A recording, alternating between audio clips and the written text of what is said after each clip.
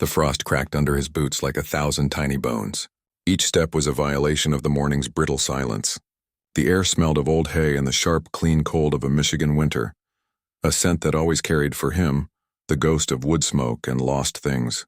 The wind whistled through a broken slat in the stable, a low, lonely note that seemed to pull at the frayed edges of his heart. What do you do when the only thing left of someone you loved is a horse they left behind? The question wasn't a philosophical one. It was a physical weight, a stone in his coat pocket that his fingers found every morning.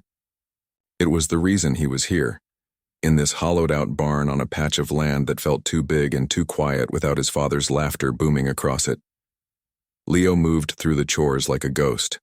He forked hay, his breath pluming in the air, his movements efficient and empty. He avoided looking into the last stall.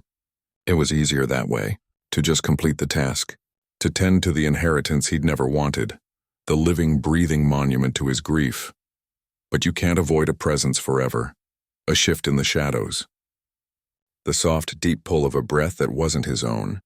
The air in the barn changed when she was awake. It became charged, wary. He finally turned, and there she was. The mare stood at the very back of her stall, pressed into the darkness as if she could become part of it. She wasn't a pretty horse, not in the way of show horses or beloved childhood ponies. Her coat, a dull, murky bay, was crisscrossed with the faint white lines of old scars. One ear was notched, a perfect V missing from its tip.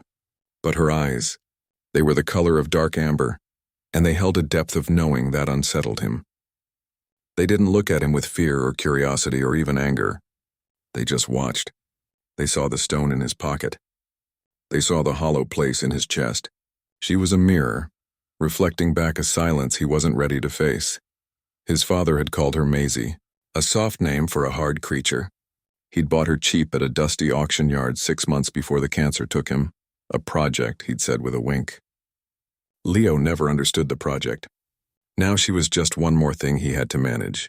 One more piece of a life that was no longer here. He slid the stall bolt open, the metal screeching in the quiet. She didn't flinch. She just watched. He kept his movements slow, his gaze lowered. He wasn't afraid of her, not exactly. It was more a feeling of profound inadequacy. What could he possibly offer this creature who had known his father's confident, gentle hands and was now left with his own clumsy, grieving ones? He dumped fresh grain into her trough. The sound usually brought the other horses eagerly forward. Maisie didn't move. She waited until he had stepped back, until the space around her was clear again. Only then did she lower her head, lipping at the oats with a quiet suspicion, one eye always on him. This was their ritual. A standoff in the half-light. But today something was different. Maybe it was the particular quality of the silence, or the way the weak winter sun chose that moment to break through a cloud and slice across the barn floor, illuminating the dust motes dancing between them. Leo finished his tasks and leaned against the opposite stall, not ready to return to the empty house. He just watched her eat. He saw the way her ribs still showed, the shadow of hardship that even weeks of his father's care hadn't been able to erase. Without thinking, he spoke. His voice was rough from disuse. He loved you, you know. The words hung in the air, stupid and sentimental. He regretted them instantly. Maisie's head came up. Oats fell from her mouth. Her ears pricked forward, not in alarm, but in a focused, piercing attention. She took a step out of the shadows into the band of sunlight. She was looking right at him, and for the first time, it felt like she was truly seeing him, not just the outline of a man where her man should be. He held his breath. She took another step, then another, until she was at the stall door. She stretched her neck out over the weathered wood. Her nostrils flared, sampling his scent on the cold air. The smell of his wool coat, the coffee on his breath, the salt of his grief. He could see the fine mist of her breath, could hear the soft, whiskery sound of her sniffing. Slowly, so slowly, he lifted a hand. He didn't reach for her. He just held it there, an offering. She hesitated. The world narrowed to the space between his fingertips and the soft velvet of her muzzle. He could see the network of fine veins under her skin, the long, dark eyelashes blinking slowly. Then she lowered her head and nudged his sleeve. Not his hand, just the rough wool of his jacket. It was a testing gesture, a question. A current warm and startling passed through the fabric. It was the first voluntary contact. It wasn't affection. It wasn't trust. But it was the acknowledgement. A thread finer than spider silk spun across the space between them. He let his hand fall, his heart hammering a strange, painful rhythm against his ribs. He turned to go, the stone in his pocket feeling somehow different. Not lighter, but changed. He was halfway to the barn door, the cold beginning to bite at his ears again when he heard it. The soft creak of the stall door, the quiet, steady rhythm of hooves on packed earth. He didn't know why she was doing it. He didn't understand the reason in her ancient, wary eyes, but when he turned to look, the mare was there, standing at the threshold of her stall, her dark amber gaze fixed on him. She had followed. The following week settled into a new, fragile rhythm.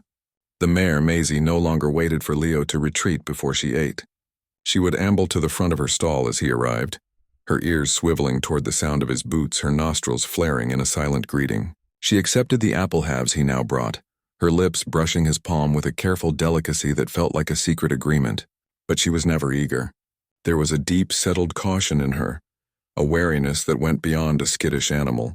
It was the stillness of something that has learned through long practice how to make itself small to avoid notice. And she had her quirks. Strange, subtle behaviors that Leo began to catalog in the quiet of his own mind. She hated the sound of a diesel engine. A delivery truck rumbling down the distant county road would send her pacing to the back of her stall, her head high, her breath coming in short, sharp snorts. She was mesmerized by the old wind chime his father had made from bits of scrap metal, hanging off the porch. Its discordant, clanging song would make her still, her head tilted as if listening for a specific note hidden within the noise.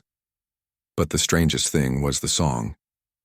One afternoon, tired and heartsore, Leo had found himself humming an old tune his father used to sing while fixing fences, a folk song with a simple, rolling melody. He'd stopped abruptly, embarrassed by his own sentimentality. Maisie, who had been dozing in a patch of sun, had jerked her head up. She hadn't been alarmed.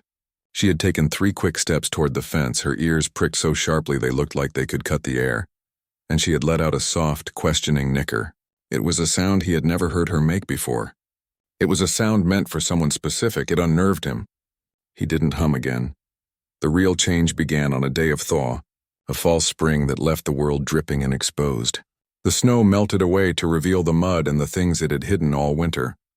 Leo decided to finally clean out the small tack room, a task he'd been avoiding for months. It was his father's sanctuary, a place that still smelled of him, of leather oil, coffee, and the faint, sweet scent of chewing tobacco. He was moving old saddle blankets to shake the dust from them when he saw it. Tucked behind a rusty can of polish, fallen and forgotten, was a small leather-bound journal. It wasn't a diary. His father wasn't that kind of man. It was a logbook. Dates, feed ratios, farrier notes. But scattered amidst the practicalities in his father's blunt, slanted handwriting were other things. March 14th. Maisie let me touch her shoulder today. Still won't take a bit. The fear in her is deep. Auctioneer said she was a kill-pen save. Can't imagine the life that hardens a soul so completely. Leo's breath caught. He sank onto an upturned bucket, the journal feeling suddenly heavy in his hands. He turned the pages, his heart beginning to beat a frantic drum against his ribs. April 2nd. Progress. She follows me in the paddock now. Doesn't like the main barn. Prefers the small run-in. Smart, so smart. She knows the difference between the grain truck and the other one. The entries were short, factual, but between the lines Leo could see it. He could see his father's patience, his quiet determination to prove to this broken creature that the world could hold something gentle. He saw the project not as a training exercise, but as a rescue mission. Then he found it. The final entry, scrawled just a few weeks before the diagnosis, the handwriting a little shakier than usual. May 10th. We had a breakthrough today. Sat with her for an hour in the sun. Hummed that old song, the one Mom loved. Wildwood Flower. Damned if she didn't rest her head on my knee and sigh. Like she remembered what peace was. Like she finally knew she was home. This one is special, Leo. I wish you could see her. I wish you could understand his name. His father's wish, spoken into the silence of this little room. A wish he'd never voiced to his son. The dam inside Leo, the one he had built with stoicism and solitude and the simple act of not looking, shattered. A sob tore out of him, raw and ugly. He crumpled forward, the journal pressed to his chest, his shoulders shaking. He cried for the father he missed with a physical ache. He cried for the wasted months of treating this horse as a burden, a chore, when she had been his father's last great act of love. He cried for the loneliness of them both, this woman and this horse left behind in a world that had lost its son. The grief was a tidal wave, and he let it drown him. He didn't know how long he sat there lost in the storm. But gradually, through the haze of his own tears, he became aware of a presence. He looked up, his vision blurred. Maisie was there. She had left her stall and stood in the open doorway of the tack room, her large frame blocking the light. She was perfectly still, her amber eyes fixed on him. She wasn't alarmed by his crying. She didn't shy away from the raw emotion pouring out of him. Slowly, she took a step inside, then another. She lowered her head until her muzzle was level with his own bowed one. He could feel the warm, sweet hay scent of her breath on his wet cheek. She didn't nudge. She didn't ask for anything. She simply stood there, her head close to his, breathing. In, out. A deep, steady, rhythmic tide. She was holding vigil. She had seen this before. She recognized the shape of this particular human sorrow, and in her simple, profound animal way, she was saying the only thing that could possibly matter. I am here. You are not alone in this. He leaned forward, pressing his forehead against the solid, warm plane of her neck. He felt the strong pulse of life there, the coarse hair against his skin. He cried until he had no tears left, and she never moved. She just breathed, anchoring him to the earth until the storm passed. Weeks later, the true spring arrived. The pasture greened, and the wind carried the scent of damp earth and renewal. Leah was repairing the same fence his father had always been fixing, Maisie grazing nearby. She was different now. The tension had left her body. She dozed in the open, her lower lip drooping in contentment. Leo had found a new rhythm, too. The stone in his pocket was gone. The silence in the house was no longer hollow, but peaceful. Maisie lifted her head from the grass and ambled over to him. She nudged his pocket where an apple core was tucked away. He laughed, a real easy sound, and gave it to her. As she chewed, she turned and looked past the fence line, toward the old run-in shed in the far pasture. She took a few steps in that direction, then stopped and looked back at him, a clear question in her eyes. Curious, he followed. She led him to the shed, a place he rarely went. She walked directly to the farthest, darkest corner and nosed at a pile of old rotten hay that had been there for seasons. She rooted around, her intent purposeful. Then she stopped. She looked at him and nickered softly. He knelt down and pushed the hay aside. Beneath it, tucked against the wall as if deliberately hidden, was a small flat stone. It was smooth and gray, and on its surface someone, his father, had painted two things in faint, careful letters. A name, Maisie, and below it a single word, home. It wasn't a grand revelation. It was quiet. It was simple. It was the final whispered piece of the story.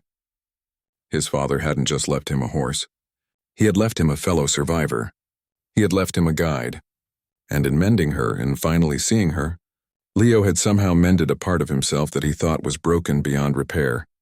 He looked at Maisie, who was now grazing peacefully, as if she had simply shown him something he'd always owned but had forgotten how to see. The ones who had been left behind had found each other. They had made a new kind of family. Sometimes, the ones who carry you through the deepest grief are the ones no one else saw coming.